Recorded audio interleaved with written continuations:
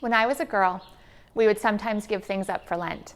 My understanding of the practice was that through our own often menial sacrifices, our thoughts were to turn to the greater suffering and sacrifice of Christ. As a child, I'd give up chocolate or sweets. One Lent, my cousin happily gave up mashed potatoes, a staple side dish that he hated. So the practice of giving something up had mixed results. As I've been preparing for this Lent, I have been thinking in terms not of what I should give up, but what I might put to death.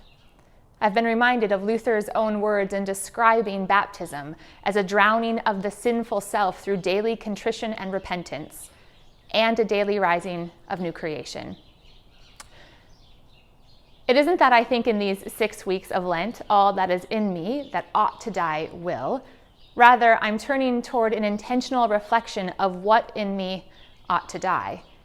It's a reflection I'm inviting you to join. What things in you ought to be put to death?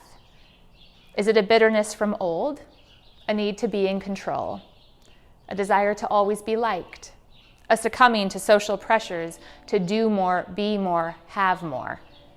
None of these things will necessarily be put to death with any finality through a single Lenten journey. But that's why Luther implores us to daily remember our baptism, both the dying and the rising therein. This Lenten season, I'm inviting you to pay attention to the parts of us that can and should die, and to practice lying those things down and letting them go over and over and over again, so that, as St. Paul says in Philippians, we might experience what it is that to live is Christ and to die is gain.